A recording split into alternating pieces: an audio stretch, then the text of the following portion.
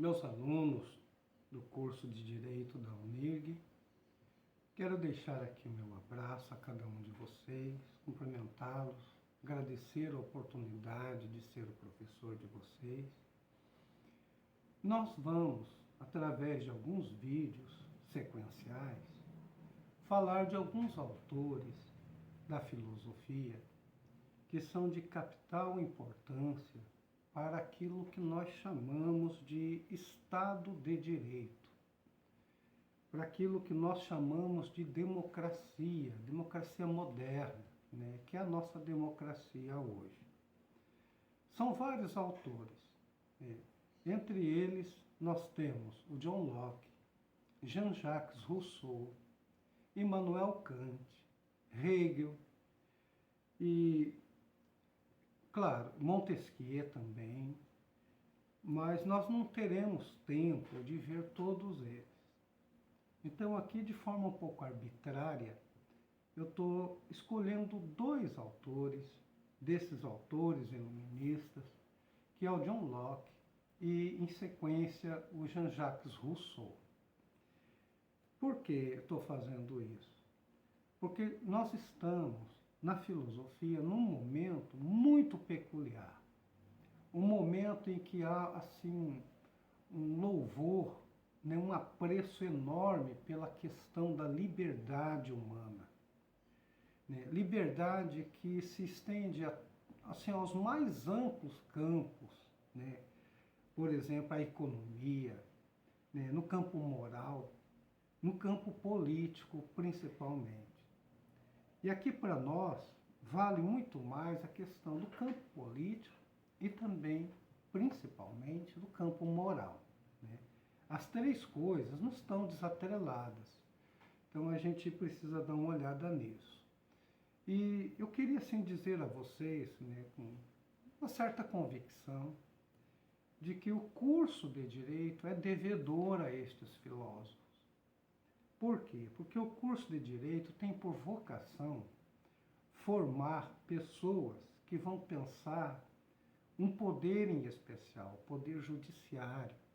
Seja vocês atuando depois como juízes, como advogados, promotores, enfim, até mesmo como segurança pública, vocês estarão envolvidos numa coisa que o quanto mais democrática for, o quanto mais for Estado de Direito, que preza a liberdade das pessoas e tem que vigiar esta liberdade para que as coisas funcionem mais ou menos bem, vocês precisarão desses autores. Esses autores vão cunhar para a gente uma convicção de que a melhor forma de existência numa nação ou entre as nações, a existência entre pessoas de um mesmo Estado, é a existência respeitosa entre eles. E essa existência respeitosa, num determinado momento, nós julgamos que seria uma lei que a gente colocaria acima de todos nós, mas que também nos protegesse, nos tomasse como livres que somos, uma lei que viesse de nossa razão, de nossa autonomia e de nossa liberdade. Assim fica até um pouco mais doce obedecer, do que ter, como propunham Maquiavel, o Thomas Hobbes, Jacques Bossuet, Jean Baudin, do que ter a gente uma tirania, um poder excessivamente autoritário que governe com decretos. Portanto, nós vamos entrar agora na confecção daquilo que a gente chama de Estado de Direito.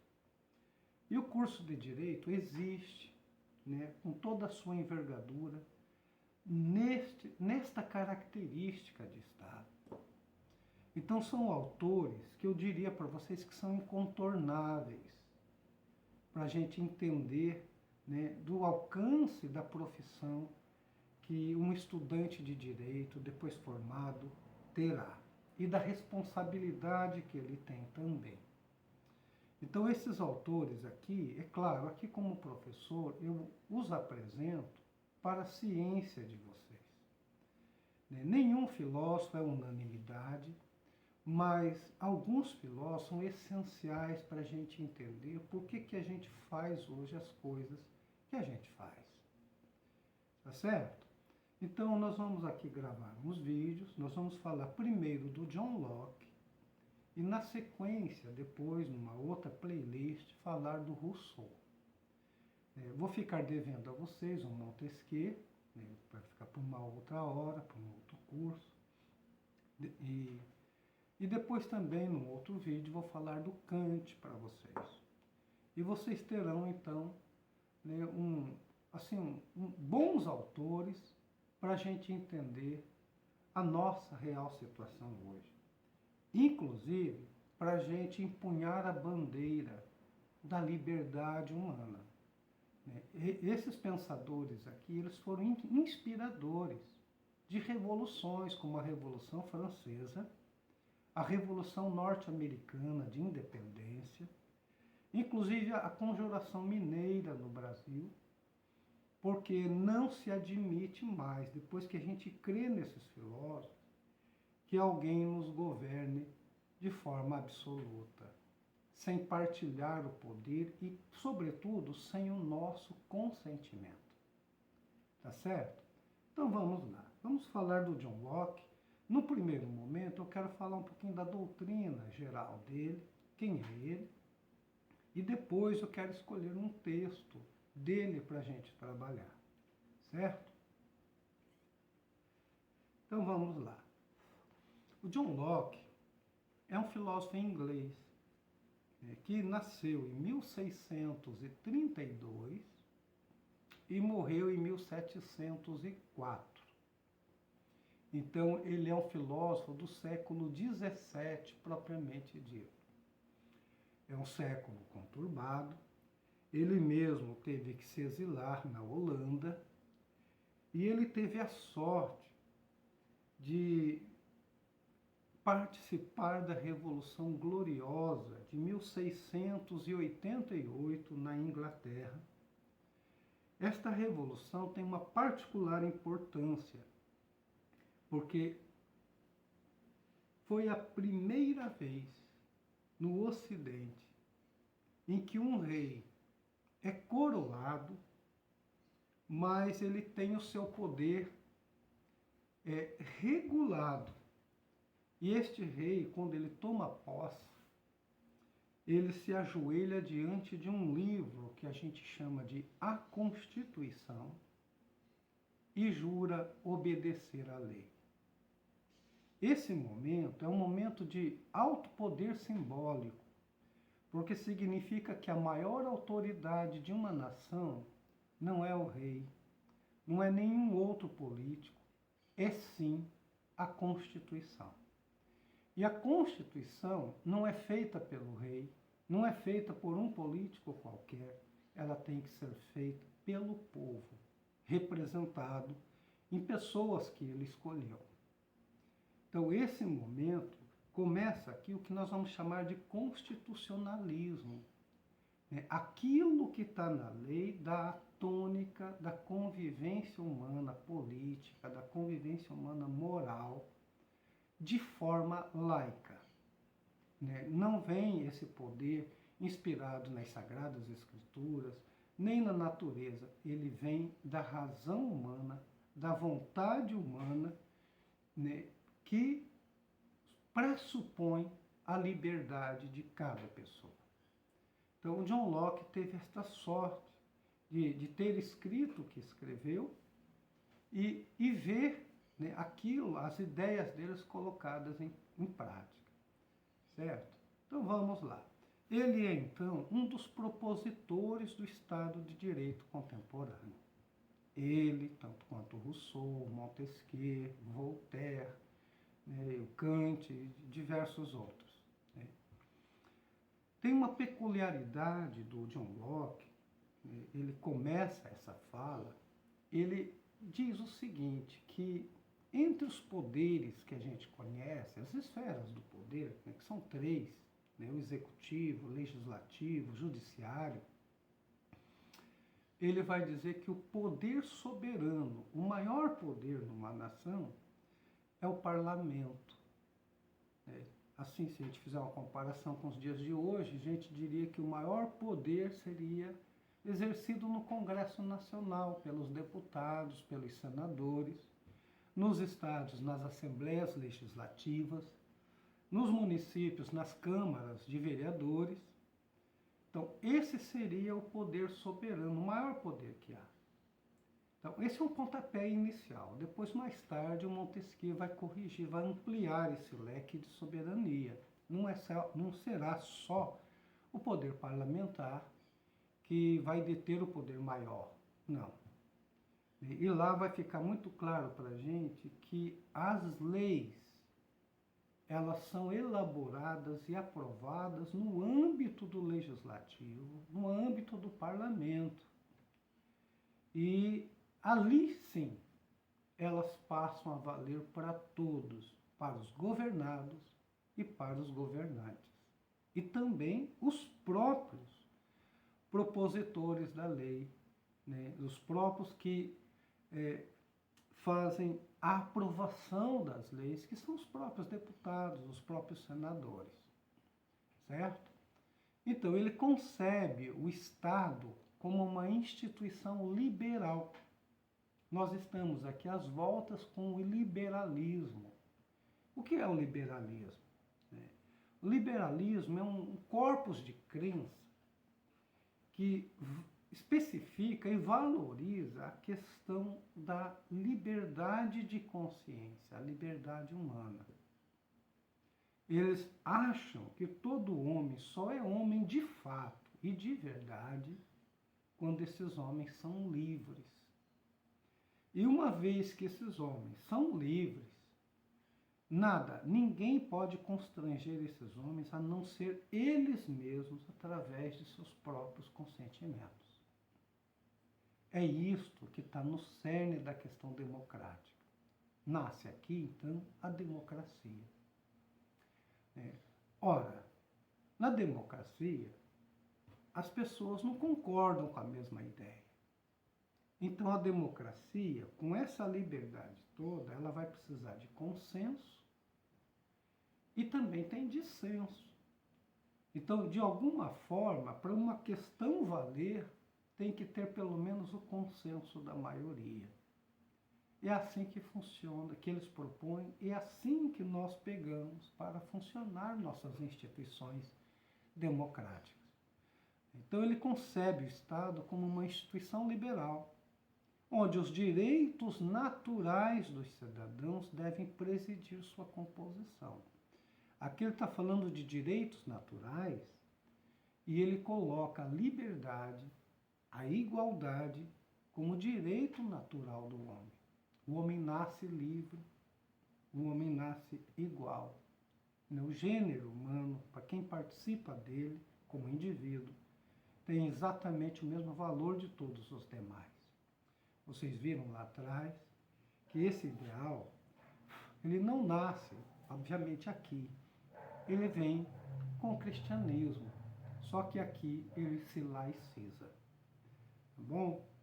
E aí, então, o John Locke elabora para nós uma democracia representativa, né, que nós seguimos até hoje.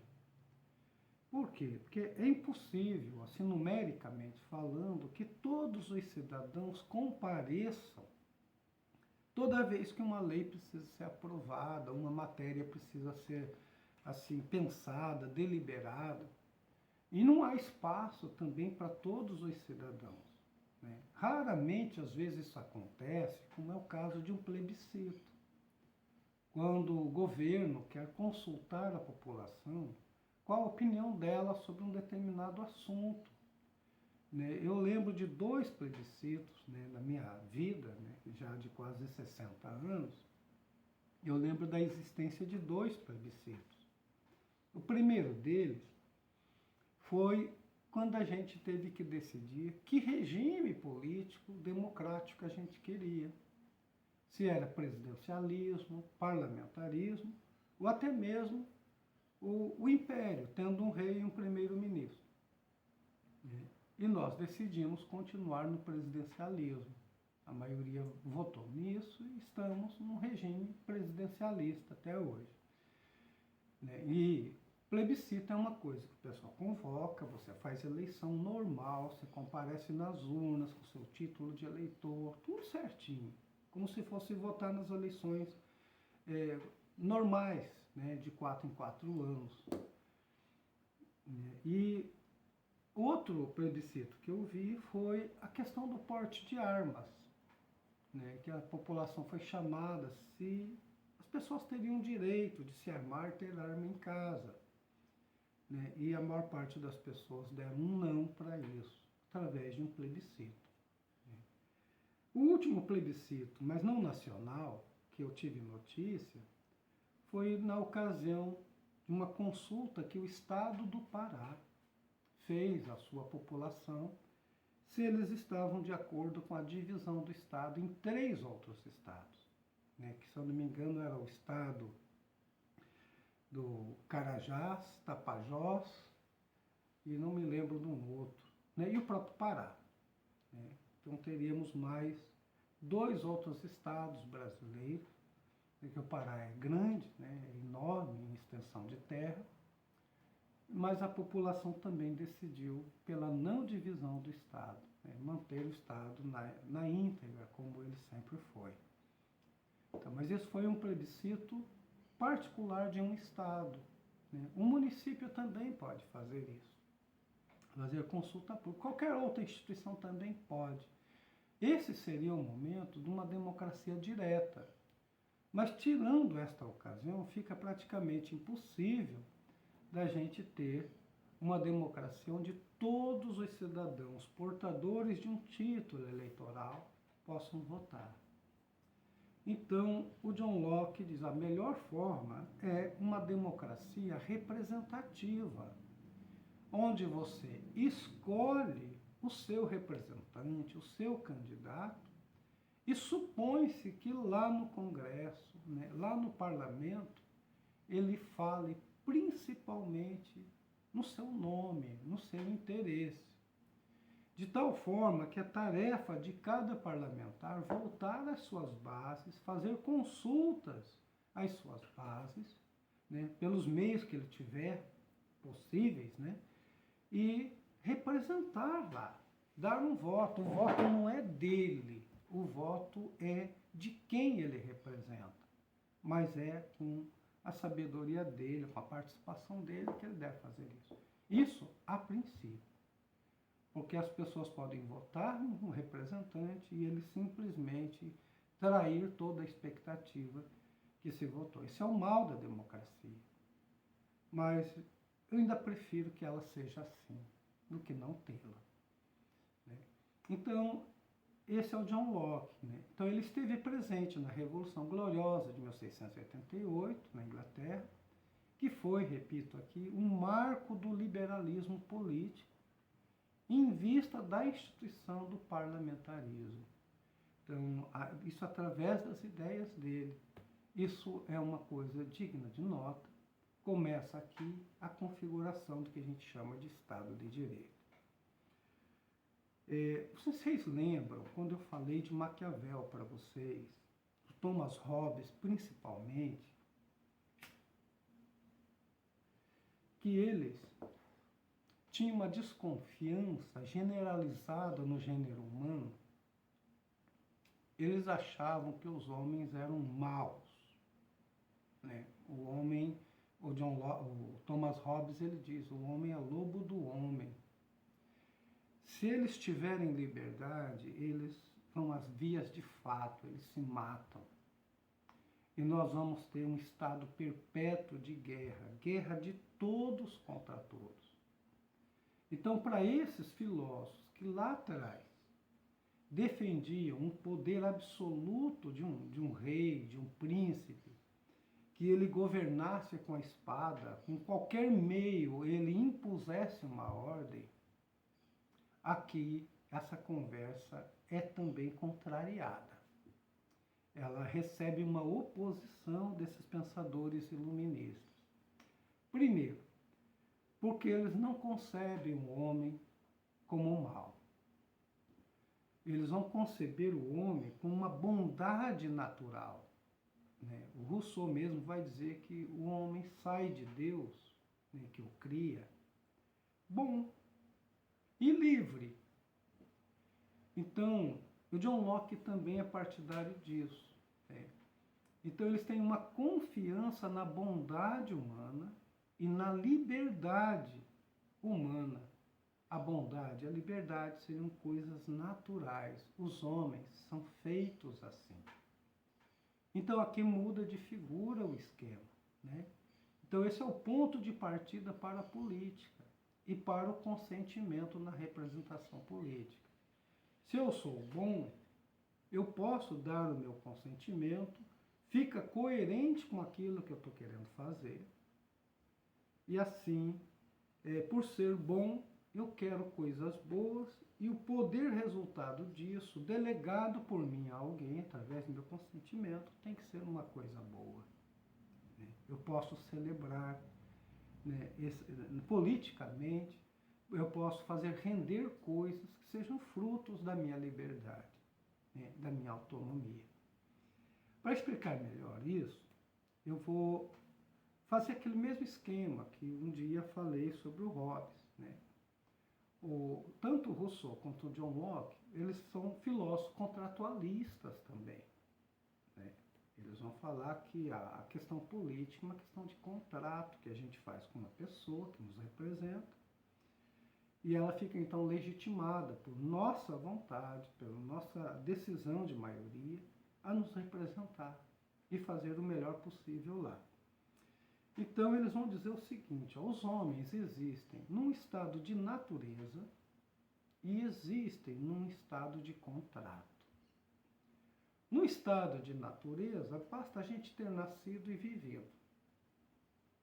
Nós somos o que somos ali.